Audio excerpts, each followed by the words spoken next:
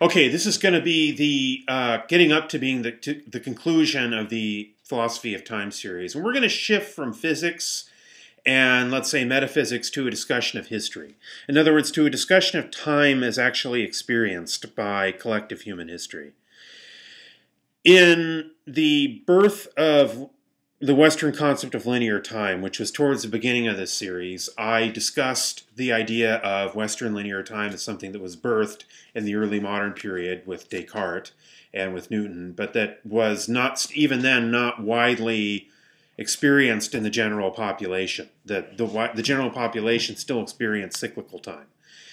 Now, the church maybe also experienced a kind of a narrative of time leading up to the Day of Judgment. Now, that was linear time, although even that is controversial in the history of Christianity. There were Christians who did not believe in the book of Revelations, really, or believe in the idea. They maybe interpreted it as something more metaphorical. So the idea of linear time, and interestingly enough, the widespread among, well, let's say among secularists, the widespread kind of scientific understanding of time, and then among religious folks, the widespread apocalyptic narrative, or let's say acceptance of things like premillennialism, and come to think of it, among other philosophies like the New Age, you might say the popular acceptance of the spiritual evolution of humanity.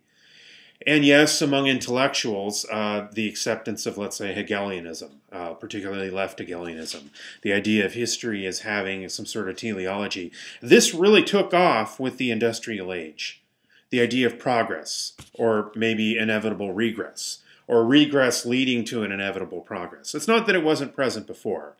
Definitely early Christianity had a strong apocalyptic understanding to it, but the kind of widespread understanding of a beginning, a middle, and an end, or else an infinite stretch of time, but one that still goes from past, present to future in a kind of linear progression. This is something we tend to take for granted today, but is a product of the modern age, and perhaps possibly a product of the age of revolution. That with the American Revolution, the French Revolution, the various revolutions that spread political modernization, you had an increasing number of people who said the ticket to the future is linear time. Plan for the future, save your money, work up into the middle class, or else tear down all classes and everybody's equal, but then everybody in a sense has to run society together, and that if we're going to return to Rousseau's Natural Savage, well, we'll have to do it this time around with science and technology. And I'm going to get to Hegel a little bit, but the left Hegelians, i.e. the Marxists, kind of believed in a cyclical understanding of history, but it was one with a heavy degree of modernism imbued in it. So the cyclicalness of Hegelianism, sure, thesis, antithesis, synthesis, but that leads to an inherent goal or an inherent sense of progress. Now, history, any philosophy of history has to take into account McTaggart's, well, let's say we have A series, which is tensed, B series, which is ordered, and then C series, which is a series of events that can be ordered in any particular way the person chooses to order.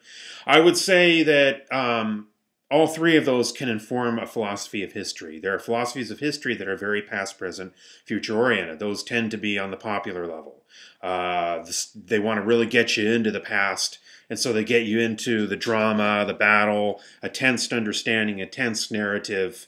I think Bruce Cotton would be an example of that, where, if you're writing on the Civil War, you want to take our now and shift it back to the past and make that a now. And in some sense, you're playing around with a tensed understanding of time.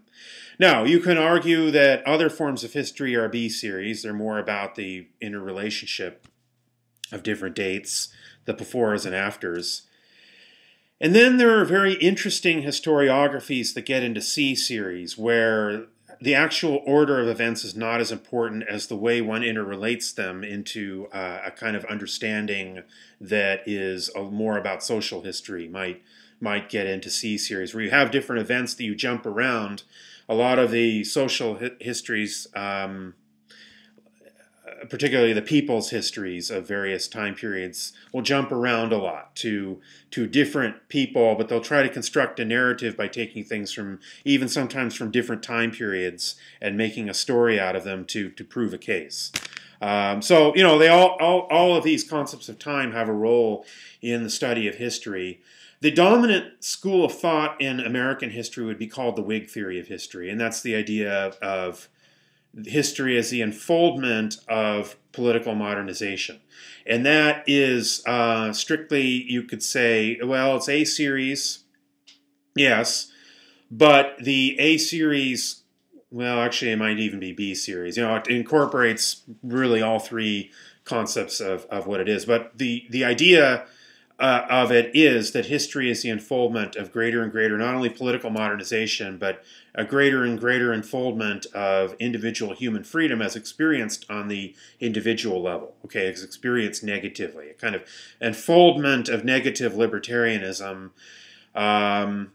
Curiously enough, and I'm waving Hegel around, I wanted to get his philosophy of history, but I couldn't find it, so here we go. I'll just use that as a prop there. Curiously enough, it shares a lot in common with left Hegelianism, or the notion of, which is, you don't usually associate the two of those together, but left Hegelianism also sees the Whig theory of history, that we start from feudalism and we go to liberal democratic capitalism. Then there's a crisis point, a kind of apocalyptic crossroads where liberal democratic capitalism ceases to be democratic and liberal and just becomes imperialist. And then beyond that, we have the ideal society. And then eventually the state withers away and we're kind of back to the beginning, but this time it's better. And yeah, the idea of history as advancing through a thesis, an antithesis, and a synthesis informs Hegelian understandings of history, which again could be said to be a little bit C-series-ish. But it also informs even a little bit of the Whig theory of history, which tends to be more B-series. My interpretation. I'm not going to claim that as a doctrine there. But there's a very strange way in which both of them coalesce. Here's my doubt, okay, in both cases, and that is right now as we speak, well, let's say the Whig theory of history. The history as an unfoldment of political freedom and modernization. Sure, that makes sense in the early days of the Republic when you had a vast expanse of land and you needed to get people to want to go to that vast expanse of land. Well, what are you going to promise them? Freedom from authority. Freedom from the feudalism of the Prussian state in Europe, or the Russians are, or whatever the case, whatever population you're trying to attract. Sure, you're going to promise them that, but when the West is filled, then what happens? Is it still an unfoldment? If you're going to go with Frederick Jackson Turner's frontier thesis, which I consider problematic personally, but if you're going to go with that, what happens when the frontier is filled? Do you still have the greater and greater unfoldment of freedom? I mean, look at our country now. It seems like our rights are being radically diminished. You know, and it's all in the name of safety, and it's all in the name, you know, Benjamin Franklin said he would trade liberty for security deserves neither. I flubbed the quote there, but you know what I'm saying, that we've traded liberty for security. In some sense, does the Whig narrative still hold that history is a greater and greater unfoldment of freedom? Does the left Hegelian narrative still hold? That we're moving towards some kind of ideal socialist society where all forms of oppression, including the state, wither away. Well, what happened in the Soviet Union? I mean, what happened in China? How does that one work? I believe the idea of history as a progression, as you know, as McTaggart would say, as A series mixed with C series to make B series, something like that. I would say that would be something problematic. As I look at time and as I look at history, I look at really a series of events, and how those events are ordered, my opinion personally, depends a great deal on us. Now again, as I said, I'm an eternalist who doesn't believe in contingency, contradictory or not, that's what I am. So my view on history is, you know, how it unfolds will depend a lot on what we do. And so I don't believe there's a grand narrative of history. I believe that there are actions. Okay, on that note, I conclude the academic portion of this. Stay tuned for the next video, which is more of a personal note. Thank you.